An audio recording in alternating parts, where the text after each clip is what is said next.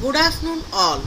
This is Dr. K. Sangeeta, Assistant Professor from Department of International Law from the Tamil Nadu Dr. Ambedkar Law University, Chennai. I am here and presenting on impact and holistic strategy for education in India post-COVID-19 pandemic for GMRAF Awards for the Best Author. Here if you see, I have concentrated on one area which is inclusive education for all. If you see inclusive education, it is a process to cater for all children, including boys, girls, students from ethnic, linguistic minorities, population affected by HIV, AIDS, those with disability, difficulty in learning. One could always see that education starts from the primary level to the undergraduation, post-graduation and research. So this picture depicts how the changes is equally distributed and how it is by the integrated identity, the competence and the agency, that is the institution, be a part of the holistic development for children. If you see, it aims to eliminate exclusion consequence of negative attitudes towards the above, which is lack of response to diversity in race, economic status, social class, ethnicity, language, religion, gender and the ability to live. If you see the justification from the educational point of view, irrespective of talent, disability, social economic status, cultural origin, in supportive mainstream schools and in classrooms are the need of all students which to be meet preparing them for their life. Teachers improve their professional skill and society takes conscious decisions to operate according to the social values. If you see the sociological point of view, our society needs the school's value like wider social acceptance, peace, cooperations which are prevalent, segregated educational teaching where children to be fearful, ignorant and generate prejudices. Only inclusive education can reduce these aspects by building friendship, respect and understanding.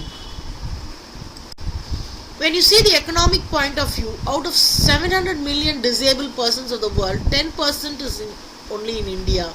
Inclusive education is cost effective in nature according to the Salamanca Statement of the UNESCO in 1994. Next is the humanitarian point of view.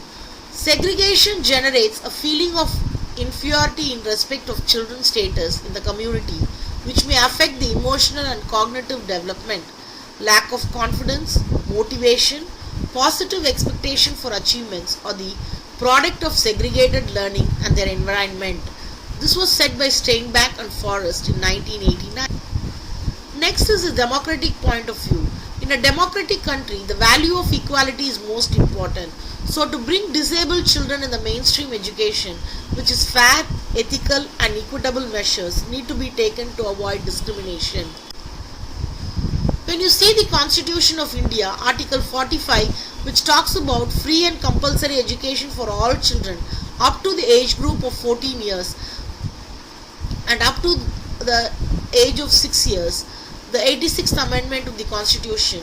Here Article 21A, the Right to Education Act 2019, which is in the Part 3 of the Indian Constitution. Fundamental rights for all children, age grouping from 6 to 14, to get equitable, free and quality education. Here, Education for All in 1990, which intensifies the large number of vulnerable and marginalized group of learners were excluded from the education system worldwide.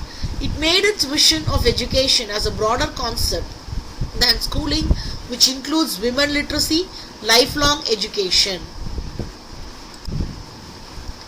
When you see the developmental domain of children, you could see emotional development, physical development, social development, cognitive development, the language which they need to learn and which they can adapt in a very earlier age itself. This picture depicts how the inner and the external factors have an impact on the learning methodology. Here, the self-awareness, description, reflection, influences, evaluation, and the learning. Each concept has its own impact. Here, the self-awareness is the first step, which directs to reflection, which directs to critical learning.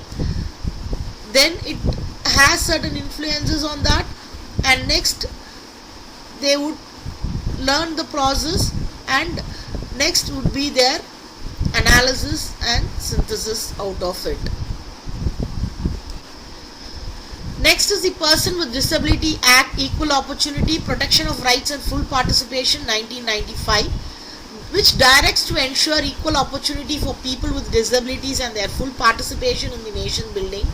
The Act provides for both preventive and promotional aspect of rehabilitation for persons with disability, unemployment and establishment of homes for persons with severe disability. Every child with disability has a right for free education till the age of 18 years in the integrated school or special schools. Special schools for children with disabilities shall be equipped with vocational training facility as well. Next is the National Policy on Education 1986 and the POA 1992, which gives emphasis on the removal of disparities and equalized educational opportunities by attending to the specific needs of those who have been denied equality.